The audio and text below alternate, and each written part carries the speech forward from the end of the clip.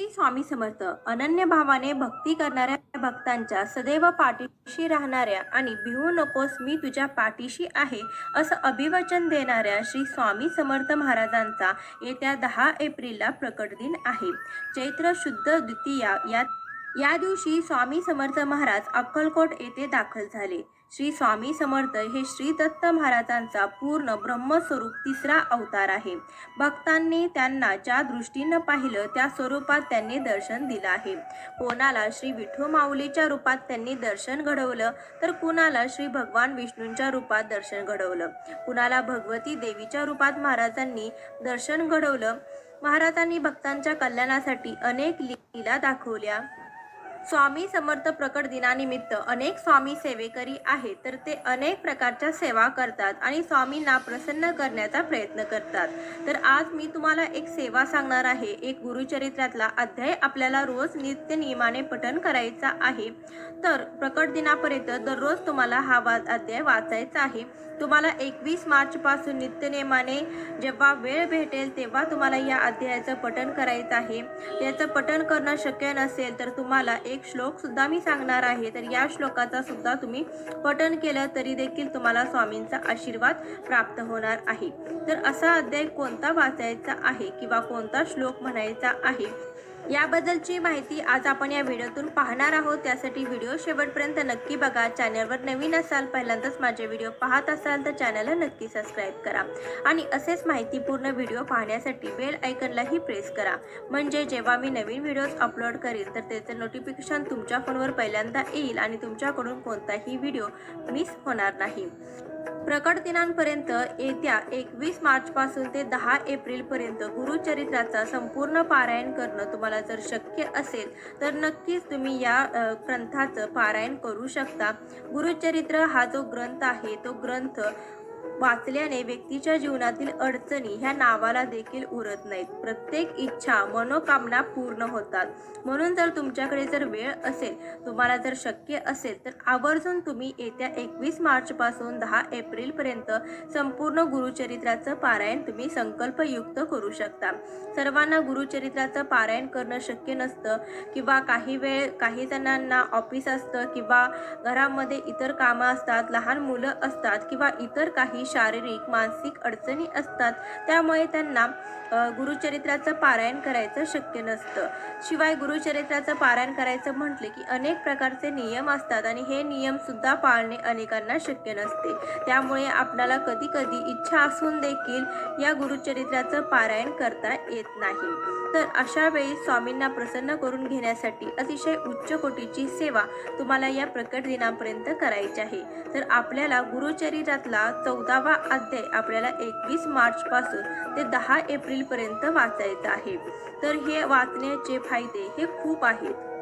गुरुचरित्राचे एकूण 51 अध्याय असून या सरस्वती गंगाधर यांनी दत्तावतार श्री नृसिंह सरस्वती यांच्या जीवन लीला आणि शिकवणीचे विस्तृत वर्णन केलेलं आहे।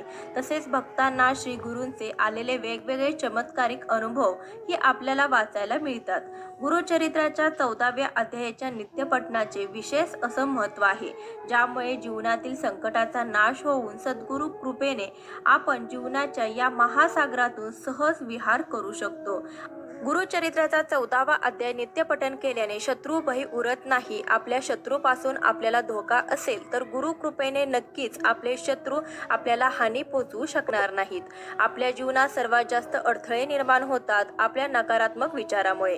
जर आपण नित्य 14वा अध्याय पठण करत असू तर नक्कीच अशा नकारात्मक विचारांतून सुटका होऊन सकारात्मक विचाराशी जोडल्या जाऊ। जर आपल्या नातेसंबंधात कटुता येत असेल किंवा प्रेम प्रकरणात यश येत नसेल तर नक्कीच गुरुचरित्रातल्या 14व्या अध्यायाच्या नित्यपठणाने आपल्या नातेसंबंधात मधुरता येऊन आपल्याला सौख्याची आणि आनंदाची प्राप्ती होते। आपल्या व्यवसायात किंवा नोकरीत अडचणी येत असतील, नोकरी लागत नसेल तर 14व्या अध्यायाचे नित्यपठण अवश्य करावं।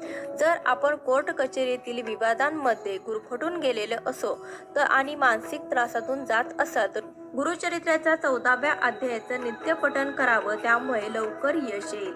जर ग्रहांच्या दुष्टचक्रात अडकलेले असाल, आपली ग्रहस्थिती जर खराब असेल आणि आपल्या कुंडलीत अशुभ फळ देणारे ग्रह असतील, तर गुरुचरित्राच्या 14व्या अध्यायाचं नित्यपठण करावं. आपण तणावग्रस्त असाल, कोणत्या काळजीने आपल्याला पोखरून काढलेलं असेल, तर अशा स्थितीत सुद्धा तुम्ही गुरुचरित्राचा 14व्या अध्याय वाचू शकता. गुरुचरित्राच्या 14व्या अध्यायाच्या नित्यपठणाने कोणत्याही अडचणीतून मार्ग निघतो, मनाला आनंद आणि शांती देखील मिळते. म्हणून तुम्हाला गुरुचरित्रातील हा एक 14वा अध्याय जो आहे तो नित्य नियमाने वाचायचा आहे. तर यासाठी कोणते नियम आपल्याला पाळायचे आहे, तर तुम्हाला हा अध्याय वाचत असताना मांसाहार करायचा नाही. त्यानंतर हा अध्याय वाचताना बघा 12 ते 12:30 या वेळेमध्ये आपल्याला हा अध्याय वाचायचा नाही, कारण ही जी वेळ आहे तर या अर्ध्या तासामध्ये आपल्याला चुकूनही या अध्यायाचं पठण करायचं नाही. दुपारी संध्याकाळी तुम्ही नक्कीच या अध्यायाचं पठण करू शकता. संकल्पयुक्त सुद्धा तुम्ही ही सेवा स्वामींसाठी करू शकता. तर आपण जेव्हा स्वामींना फुलं अर्पण करतो, नैवेद्य अर्पण करतो, परंतु आपले स्वतःचं असं काहीच नसतं, त्यामध्ये सेवा हीच एक अशी गोष्ट आहे जी आपल्याला स्वामींसाठी स्वतः करायची आहे. तेव्हा स्वामी आपल्यावरती प्रसन्न होतात. आपल्या सगळ्या संकटातून ते आपल्याला मार्ग दाखवत असतात. तसेच त्यांना गुरुचरित्रातील हा 14वा अध्याय वाचन करणं ज्यांना शक्य नसेल, तर अशाने एक श्लोकी गुरुचरित्राचं पारायण सुद्धा तुम्ही करू शकता. अतिशय छोटासा एक श्लोक आहे. हा श्लोक जर तुम्ही नित्यनेमाने पठण केला तर तुम्हाला संपूर्ण गुरुचरित्राचं पारायण केल्याचं फळ हे मिळत असतं. या श्लोकाचं पठण तुम्ही कधीही करू शकता. रात्री झोपताना वाचू शकता किंवा सकाळी, सायंकाळी, दिवसभरात बसमध्ये किंवा कोणतंही काम करताना किंवा स्वामींसमोर बसून तुम्ही हा श्लोकाचं पठण करू शकता. तुम्हाला जर वाचता लिहिता येत नसेल तर गुरुचरित्रातील 14व्या अध्याय आणि एक श्लोकी गुरुचरित्र हा जो श्लोक आहे तर तो तुम्ही श्रवण सुद्धा करू शकता. असं केल्याने देखील तितकंच पुण्य तुम्हाला प्राप्त होणार आहे.